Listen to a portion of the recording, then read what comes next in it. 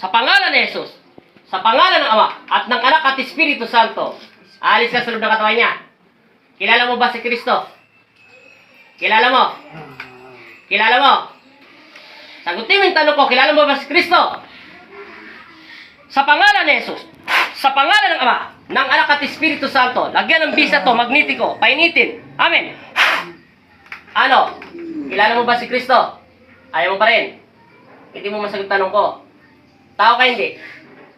Tao ka ba hindi? Tao ka hindi? Tao ka hindi? Ayaw mo. Wala na itong tanong-tanong, pupugutan kita ng hininga sa loob ng katawan niya. Pero gusto ko muna, bago kita pugutan ng hininga, gusto ko makipag-usap sa'yo. Makikipag-usap ka hindi? Ayaw mo kausapin. Sa pangalan ng Ama, sa pangalan ni Jesus, ano? Ayaw mo talaga? Tao ka hindi? Itaas ng antas magnetiko. Medyo taasan mo ng kuryente. Taasan mo rin ang apoy. Ayaw mo talaga magsalita. Pinagbibigyan pa kita. Alam ko, nasa loob ka ng katawan niya. Ay, lumubog yung daliri ko. Oh, sobrang tigas, oh. Bumabaloktot na. 4 na. Kung wala nakatira dyan sa loob ng katawan niya, lulubog tong tiyan ko. Tingnan mo, nakadiin yan, oh. Ibig sabihin, may tao dyan. Oh, hindi normal. Kung mag-alala, hindi yan mamamatay dyan. Ipikit mo yung diwa niya. Sa pangalan ng Ama. Tao ka hindi? Makikipag-usap ka hindi? Ayaw mo. Sige, kalasin mo yung nilagay mo sa kanya. Tanggal. Gamitin mo yung kamay mo. Kalasin mo. Tapon. Simula ulo. Lahat. Sige, pagbibigyan kita. Kalasin mo muna. Ayaw mo magpakilala, ha? Tanggal. Tapon. Simula ulo. Lahat. Pati sikmura niya. Lahat. Pati dibdib. Lahat. Kalas! Meron pa. Kalasin mo. Mapilit to. Mamaya gagamitin ko medium ikaw. Kapatid mo to, di ba? Gusto mo siya gumaling, di ba? Wala. Kalas! Mahinang spiritual kasi ng kapatid niyo. Kalasin mo! Pero nandiyan sa sulod ng katawan. Meron to maglalong taktika. Asawa, anak, kapatid. Pwede. Kalas! Meron pa yan, marami pa, oh. Umiinit pa yung stick, oh. Oh, sobrang dami, oh. Oh, kalas. Dami. Pero kailangan talaga mas maganda sa kanya, eh. Mas mabilis gumaling. Kaysa gagamit yan ng medium. Pero kaya lang maganda medium para malaman ko lang kung sino talaga sa loob ng katawan niya. Kung bakit niya sinasaktan ng taong ito. Walang alala yan, mamaya tanong mo siya. Yung naririnig mo sinisigaw ko siya. Wala yan. Yung dumilat yung mata niya, dinidilat ng kalaban natin. Okay, kalas. Pag wala na yan init, kahit anong galaw ko niya dito, kahit pigay ko pa ng gano'n yan, hindi yan makakaramdam ng sakit. Eksakto lang yan sa sukat ng paa. Tanggal! Alis ka na sa loob ng katawan niya. Ha? Alis ka! Tinatanong kita, alis ka ba sa loob ng katawan niya? Hindi. Alis ka ba? Alis ka? Tao ka hindi? Tao ka hindi? Tao ka ba hindi? Tao ka ba hindi? Ayaw mo? Bakit hindi mo masagot? Lalaki ka ba babae? Lalaki ka ba babae? Makikipag-usap ka hindi? Hindi kita tetepokin. Sige, kalasin mo muna lahat yung nilagay mo. Meron akong gustong patunayan dito. Kalas! Gagamit ako ng medium para damputin ka. Okay ka, salbahay ka. Ayaw mo. Okay, ubusin mo lahat yan. Simula ulo. Kasintabi nga sa'yo magbuti ko. Pwede ko bang malaman kung sino ba tagal sa... Tanggalin mo! Marami pa! Marami pa!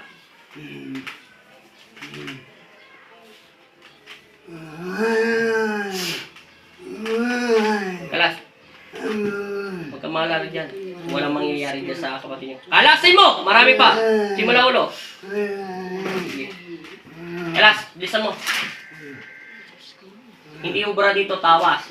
Hanggang hindi to pinipigat, tinotorture sa loob ng katawan, dito magsasalita. Ubusin mo, marami pa. Marami pa. Kasi kung hindi nito, walang nakasanib yan. Ako na nagsasabi sa inyo. Pero ibang taktika, hindi na ako gagamit ng stick. Panalangin. Ipapasog ko siya sa inyo. Yung mga ugat niya sarado. Pag ibig sabihin, nawawala siya ng alaala. Simula sa hangin. May hangin tayo sa katawan. Alam ng doktor yan. May hangin tayo sa katawan, may tubig tayo sa katawan. Ibig sarado. Ibig sabihin, sarado yung hangin niya. Pero uminit, mayroong nakasalit sa katawan niya. Sobrang init yan, no? Alas! Kaya wala siyang alaala. Kasi pag ito, hindi umiinit at hindi sumasakit sa kanya, maluwag yan, oh. Oh. Oh. Oh, yan oh. Pag po napasok, umiinit oh. Makinis yan oh. Ibig sabihin, nasasaktan siya sa loob ng katawan. Kasi, pag walang sapyan, ako na nagsasabi sa inyo, sarado ang ugat niya sa liig, kaya walang makita. Yan, umiinit oh. Kalas. Sige. Anong pangalan mo? Sige, kalas. Mahinang spiritual ng anak niyo, asawa niyo. Kalas, marami pa! Kailangan ko ng isang medium. Isasalang ko. Ilang taon na kayo nanay? May sakit kayo sa puso, wala? Sige, kalas. Huwag mo yung nervous. Ubusin mo. Lilinisin ko muna yung katawan ng kapatid niya. Tatapusin ko muna to. Kailangan mapahinto itong physical niya. Kailangan, pag hindi ito uminto, ibig sabihin nandiyan pa siya. Pag uminto ito, wala na siya dyan sa loob ng katawan. Babalik sa welderat yung asawa niya. Babalik siya sa katinuan. Pero kailangan ko kasi sa paggagamot ko, gusto ko paano siya nasasaktan. Saan to nagsimula. Pero importante naman talaga gumaling ang tao. Yun naman ang purpose. Pero mabusisik siya kung maggamot. Tanggal at tanggal! Mabusisik kasi ako maggamot. Tinatanong ko kung nasaan sila, paano nila sinasaktan ng tao nito, kung ano ba sila, tao ba sila, hindi. Pero ang purpose naman talaga sa kagalingan, kahit hindi mo makausap, basta't gumaling, di ba? Yun naman ang purpose. Pero mabusisik siya ako. Alas! Nung kaso may ina kasi ang spiritual ng asawa niyo kasi sa dami ng gamot na iniinom. Kailangan uminto kasi itong stick. Pag wala na to at hindi kahit anong galaw ka rito, kahit banggitin ko ang Diyos at hindi na umiinit at hindi na sumasakit. Kahit ibabatas, ibaba ko to, wala na sa loob ng katawan niya. Ibig sabihin, hindi ko siya tatapusin. Papakawalan ko siya para madampot ulit natin. Sige, galas! Kasi pag tinapos ko siya, hindi na natin siya matatawag. Tigok na siya, paano mo pa matatawag? Oo. Kaya gagamitin ko yung medium ang kapatid niya kung hindi kayo. Ayaw masyado lang. Ba't tayo niligtas sa kapatid niyo? Kayo ang pinipili ng Diyos. Oo.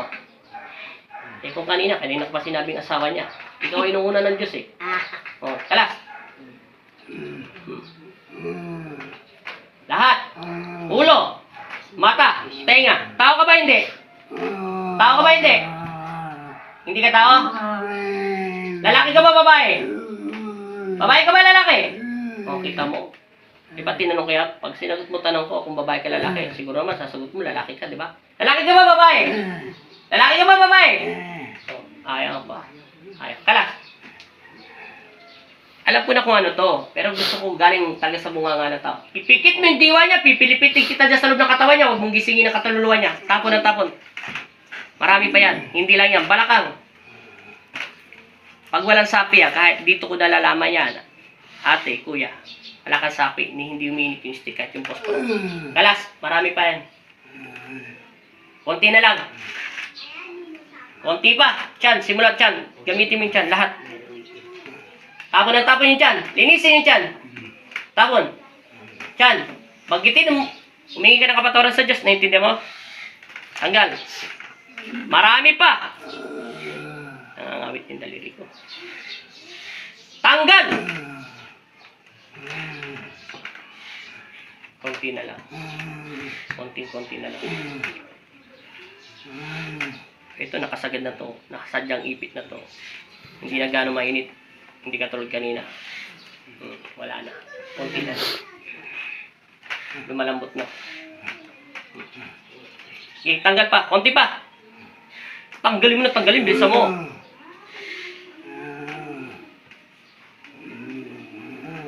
Konti pa.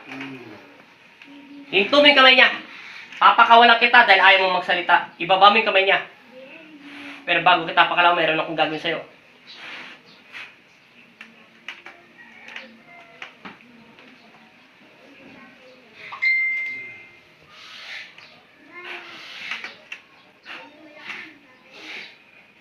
Lumambot din siya niya. Nakasagad na. Open. Lumambot. Close. Hindi ka tulad kanina. Sobrang tigas. Bumabalik ng kamay ko.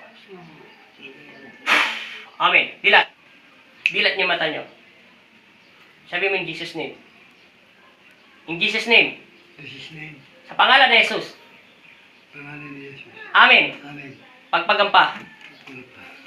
Ganun. Tama na. Pengi lang akong tubig. Saglit lang. Hindi pa kayo tapos. Pero mo kamay.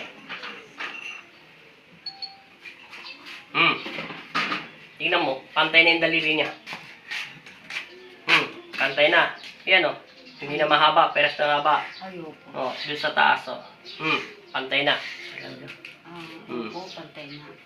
Pangalan niyo muna, saglit lang. Oh, yan, yan. Baba pa, huwag yung ano yan.